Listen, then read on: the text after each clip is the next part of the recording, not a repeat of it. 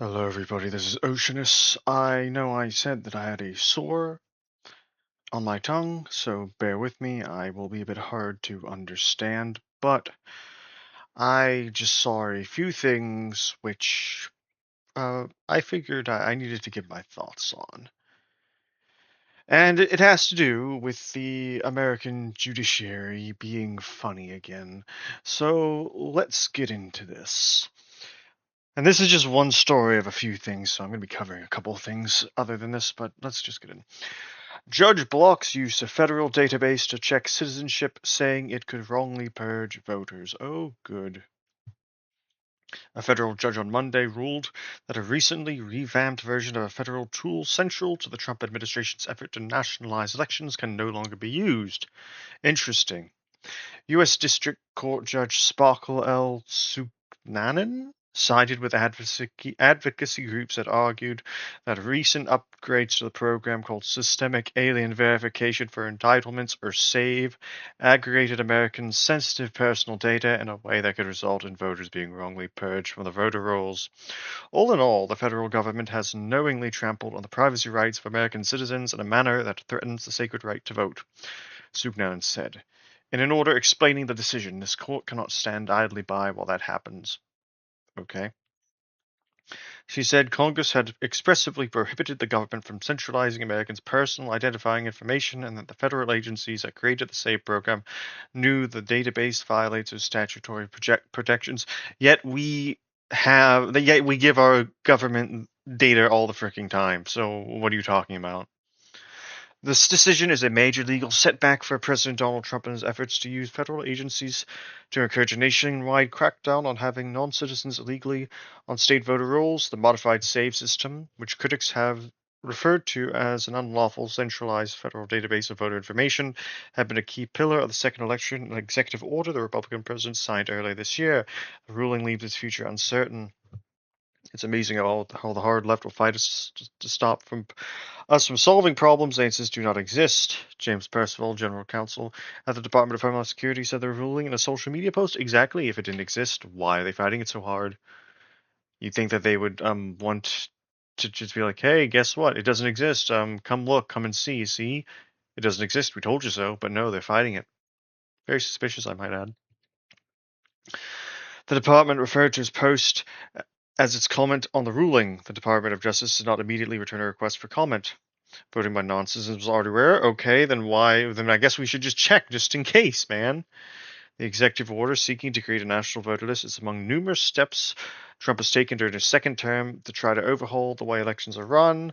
He's tried to force voters to provide documentary proof of citizenship to register to vote, ban mail ballots from counting if they are received after Election Day, and prohibit the Postal Service from mailing ballots to people not on an approved list of voters.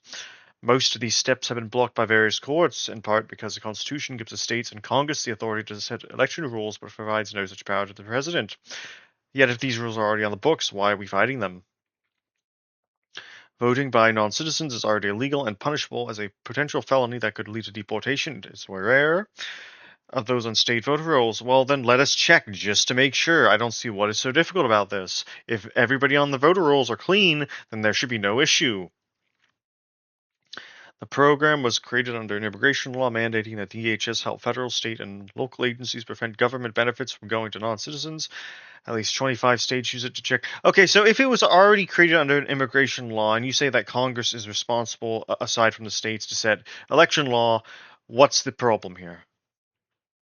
A law implies that it has been passed by Congress. If this has been passed by Congress, what are you saying? It's all of a sudden you can't use it. Since then, at least 67 million registrations have been scanned through the program, but critics worry it could end up purging valid voters from the rolls. But that's not what Trump's trying to do. He said what he's trying to do, and you're not listening to him. Anthony L. was one of those registrations were wrongly flagged. The South African native became a U.S. citizen more than a decade ago, but had his voter registration in Denton, Texas, north of Dallas, canceled temporarily last year after Texas ran its voter file through SAVE. The check wrongly identified him as a potential non-citizen. Okay, keyword temporarily. So if it flags you as a non-citizen and you are a citizen, then I'm sorry, it's going to suck, but you're just going to have to go to whoever is in charge of this thing and say, "Hey, I'm a citizen. They got my date, my they flagged me wrong, but it was probably due to this." And that's what you have to do. Yeah, it's gonna suck. It's gonna be work for you, but at least that's better than having non-citizens on voter rolls. I hope others can see this fight and not take their right to vote for granted, he said in a text message. Okay, but your right to vote has not been taken away. You got it back, so okay. Right to keep Americans' private data private is at the heart of the case. The government proposed Electronic Privacy Information Center has alleged the revamped SAY program violated Americans' privacy and voting rights. The group also alleged the Trump administration violated federal privacy laws by ignoring transparency requirements about the changes to the system. Okay, let me tell you something right now. Post 9/11, post Patriot Act America, this is all silly. I think the save program is the least of your worries when it comes to the federal government invading your privacy. Like, did we all just forget that the Patriot Act was a thing? Did we all just forget that the post 9/11 security reforms are a thing? If the government wants to have your data, they want to find you, they will get to you. So, are we going to be suing for that? No, of course not. The agencies were scrambling to comply with an executive order aimed at reshaping federal elections, which directed them to create a system for mass voter verification. So they haphazardly combined and repurposed the private information of millions of Americans, including citizenship data that they knew to be unreliable. How are they? If they're unreliable, then why are we giving it to them? Then why do we have this at all? Why do we have any sort of federal database at all? I can't even pronounce the name, told the court ruling during the October hearing that naturalized citizens faced a greater risk of unlawfully being purged from the voter rolls. Yes, that is a risk we will have to take. And again, if you are a naturalized citizen, you will have to just go through the proper channels to ensure that that does not happen or it gets rectified, which is very easy to do if you are a naturalized citizen. If you're an illegal alien, on the other hand, it might be harder for you to do because then you'd have to go to an official and then they'd figure out, oh, wait, this guy's illegal. Okay? It's very simple. Yes, they are vulnerable to errors in the database, but you know what? At least they can get it rectified. Oh, goodness. Sorry about the Okay, if the federal government doesn't have an implied authority to freely share sensitive data across agencies, then what is the entire point of the FBI, CIA, ODNI, NSA? Are you telling me that none of these agencies have been doing this? So are you saying they don't have the right to do this? Well, Edward Snowden would like a word with you. Say program violates federal privacy laws. Again, so does everyone else. But you don't care about that, do you? Because you know why? You know why they don't care about this? About everything else? Because it doesn't really take away from their main mission. They don't care that the stuff like the Patriot Act is used to spy on you, because ultimately it doesn't matter. But now the voter rolls, going over the voter rolls will matter because it'll result in them losing elections because it'll expose all these people on the rolls illegally. That's the entire thing here. That's the entire thing. Mm, okay. During the 2024 presidential campaign, as Trump pushed false claims of widespread non-citizen voting. Well, how are we supposed to know these claims are false if we can't investigate it? You can't just say something's false if you don't investigate it. Oh, these are false claims. Well, can we take a look at these claims? Can we take a look at these voter rolls? No, you can't do that. Republican secretaries of state began requesting improvements to the SAFE system to make more efficient for catching non-citizens on the rolls. One limitation was that the system had been able to check just a single individual at a time. Okay. DHS Citizenship and Immigration Services and Elon Musk's Doge delivered on these requests in 2025. According to the public announcements, they made SAFE free for election officials, allowed agencies to search voters by the thousands, and began permitting queries using names, birthdays, and social security numbers as opposed to requiring DHS-issued identification numbers. Several secretaries of state have said the SAVE overhaul improved its value as one of the multiple tools used to assess voter citizenship. But in a ruling, Judge Suknanen said the plaintiffs have shown the updated system had indeed been identifying some lawful voters as non-citizens, and that states using it are removing United States citizens from voter rolls based on inaccurate information. Okay, and again, I said the way to rectify that is for these people to go through the proper channels to rectify it. Because again, if you're a naturalized citizen, then they'll be like, all right, yeah, you're right, we did that, my bad, bro. Here you go, you can vote again. Yeah, you're probably going to fill out a few paperworks, but you'll get we'll get it back. An illegal alien would not have that luxury.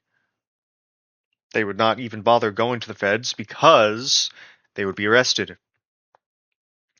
So I'm sorry, but if there are some naturalized citizens who are being taken off voter rolls, that is just a sacrifice people have to make until they can get that rectified.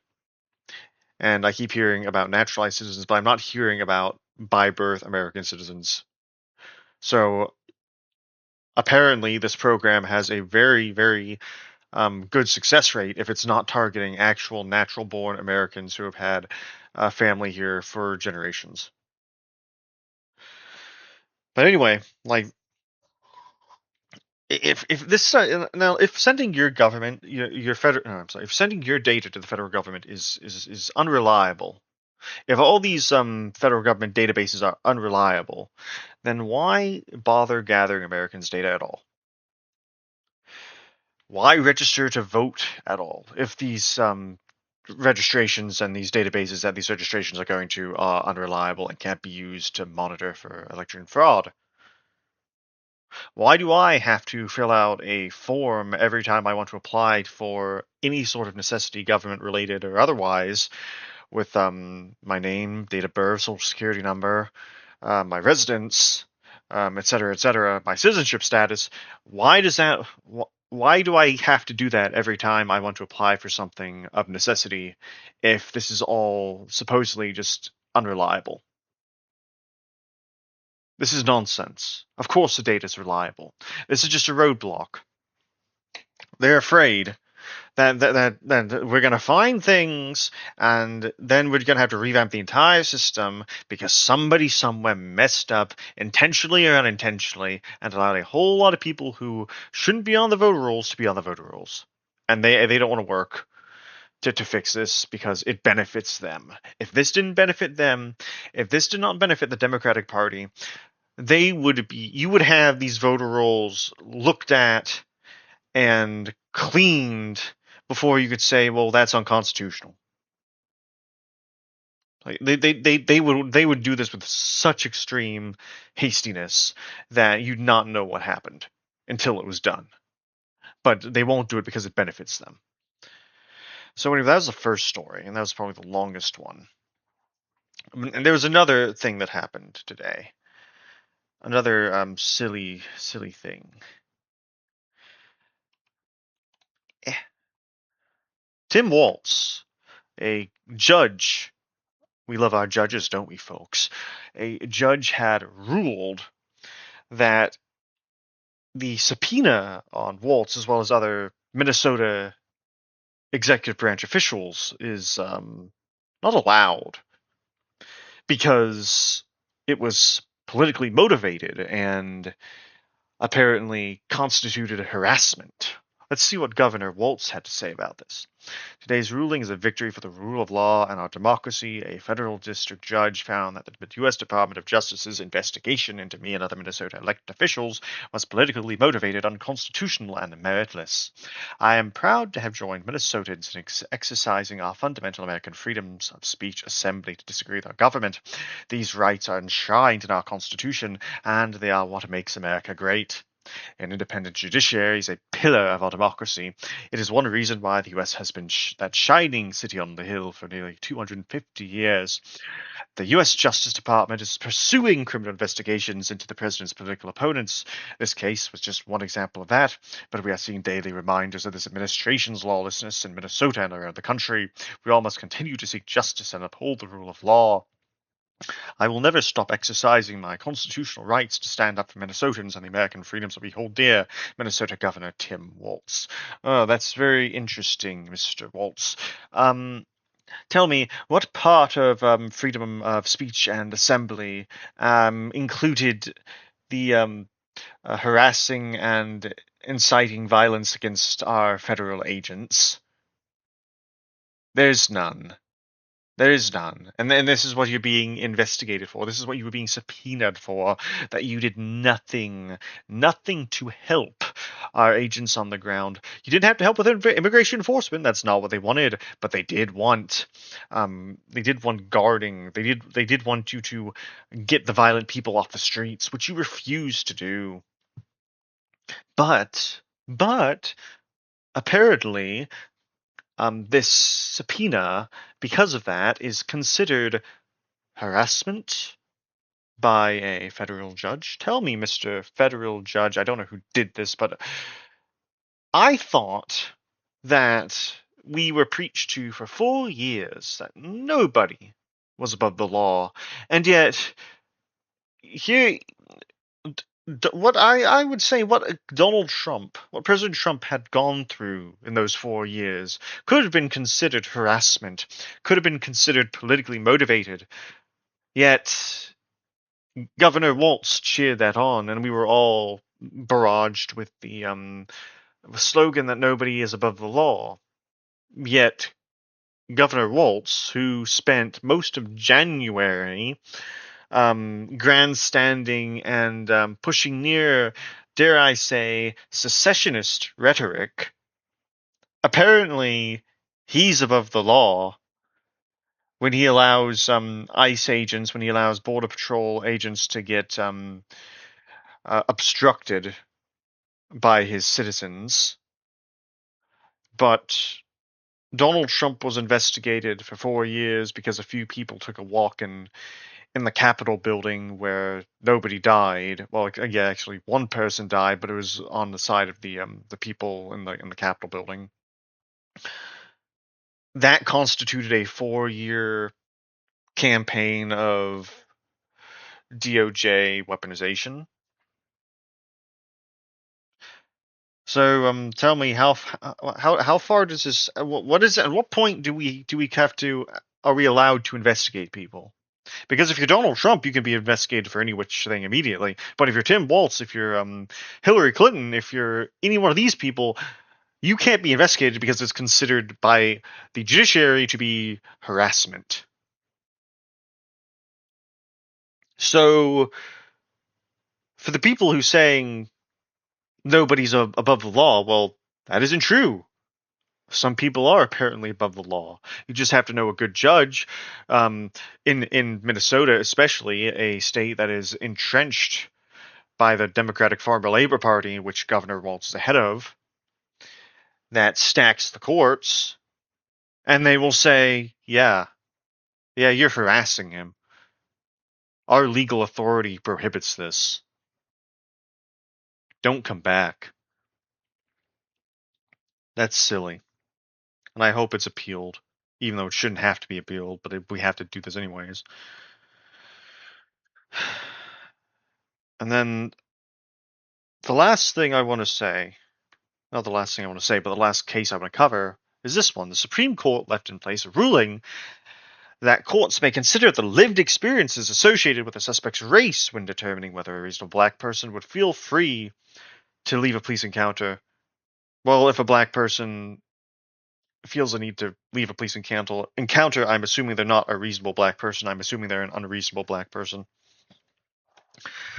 Justice Alito dissented, joined by Justice Thomas. What does it say here? The petition for a writ of certiorari is denied. Justice Alito, with whom Justice Thomas joins, dissenting from the denial of certiorari. I'm sorry, I can't pronounce that. I'll have to learn that word. On a September afternoon in 2020, several plainclothes police officers approached a group of black men who were lounging on the sidewalk. The officers were responding to an uptick in shootings and sounds of gunfire in that area. 341A, 3D, 1067, 1069, DC 2025. Respondent Dante Carter was among the group. An officer approached Carter and asked him if he was carrying a weapon. When Carter said no, the officer asked, "Do you mind hiking your pants for me real quick?" I'm assuming he had his pants down low. Aptiput for search for 34A, as Carter complied. Another officer standing a few feet away saw an L-shaped bulge in front of Carter's pants. The officer pointed out that the bulge, which Carter said was his phone, That officers nonetheless frisked Carter, and after a brief struggle, the officers recovered a stolen firearm hidden among Carter's multiple pairs of compression shorts. Okay, so what's the issue here? He was charged with firearms and threat offenses. He moved to suppress the gun, and a statement that he had made after his arrest, he argued that the officer had seized him and asked him to hike his pants, and that the officer lacked reasonable suspicion or probable cause at that time. The D.C. Superior Court denied the motion. But there was probable cause. There was an uptick of shootings around, and they were there because of that.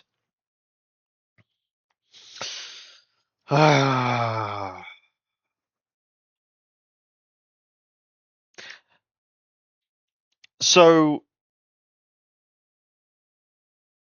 this just further continues the double standard that is happening in American legal system today.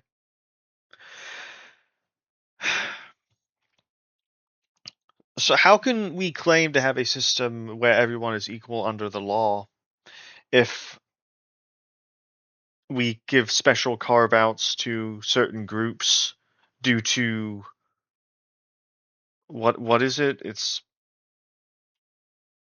lived experiences. Isn't that just being a criminal? Isn't lived experiences just being a criminal? If you have lived experience running from the police, I'm assuming that you have some sort of legal trouble or you have a history of doing this.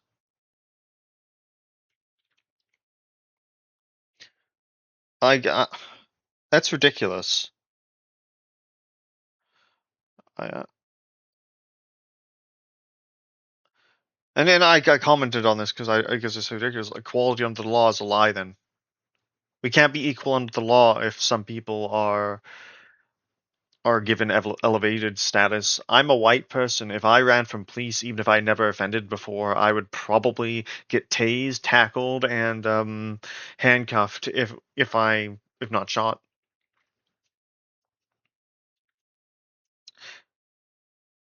Like, and this is in 2020 September, like right after the whole George Floyd thing. Everybody was on alert that summer because people were rioting, shooting, burning, and everything. So yeah, I'm sure the police were pretty jumpy that day. And if they see an L-shaped bulge in your pants, um, I would also assume that is a gun. It's either a gun or it's something else, and I highly doubt it's at something else. No way.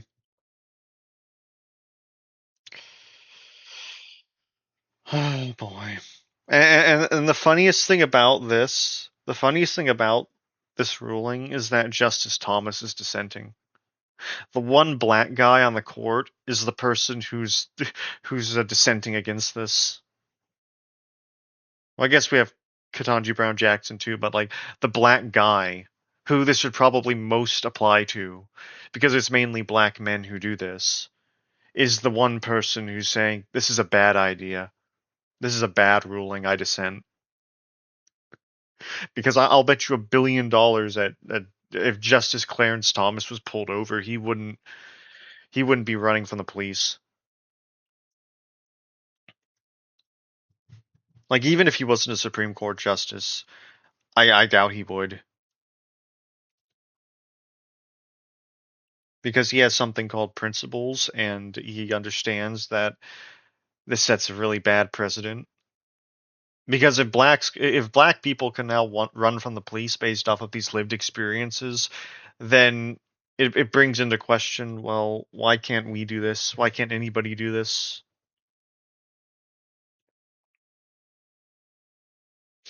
And this is right here. Does this mean as a white male who's much more likely to experience violent crime from a minority is justified in preemptive action when being approached by a minority? Apparently you are, in theory, but even if this is the argument here, even this is the sound argument, you would never win a court case based upon this way of thinking. Because while he's right in this regard, um, the court won't think about won't be like, yeah, that's a sound argument. You're free to go, sir. they'll just be like, yeah, you just killed a minority, and they didn't do anything to you. Go to jail. Go straight to jail. So like we can already see the unequal standard of law that this can of worms that this is opening up. And I really don't understand why we have a so-called conservative majority on the Supreme Court, that this is somehow allowed to stand.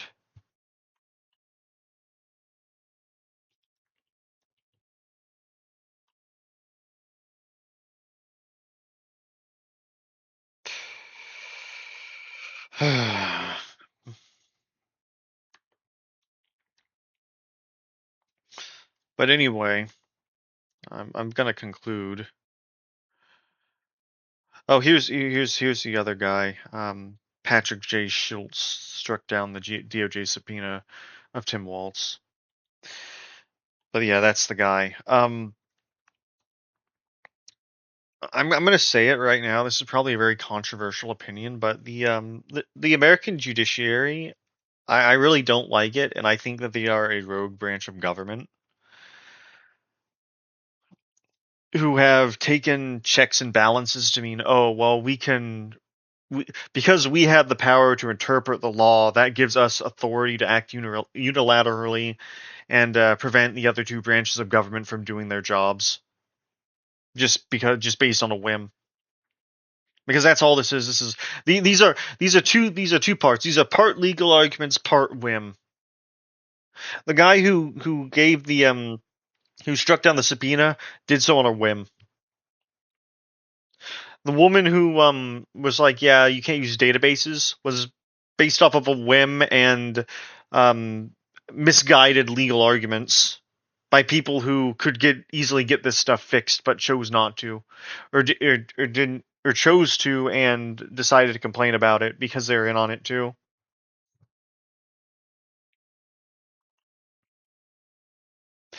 Like Judge Boasberg, who was like, "Oh, you can't send freaking Venezuelan illegals to El Salvador CCOT because reasons, you got to bring them back here," which is the most absurd thing I've ever heard.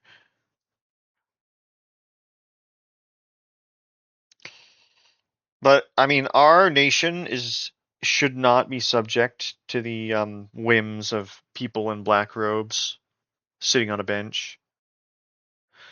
Like it can't be. It can't be. And I worry about the whole like birthright citizenship thing ruling, because while it's obvious to me, it's apparently not obvious to certain members of the Supreme Court.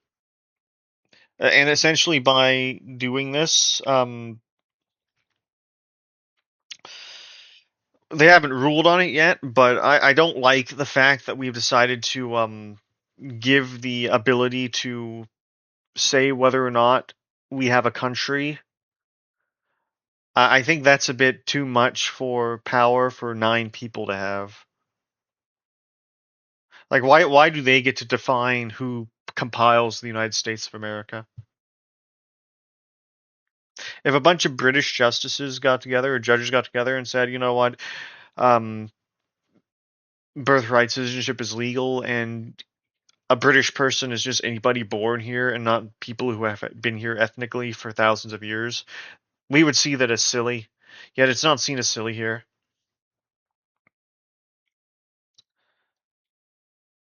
And I really dislike that we've given these 9 we have to wait with like holding our breaths, waiting for these 9 people to make a decision on whether or not America is a nation or an economic zone. Because if they decide it's an economic zone, I honestly don't see what the point of being here is. Like, I'm sorry, but it's like what is the point of me living in America, having children here, if it doesn't mean anything? If we're only a unit in an economic model.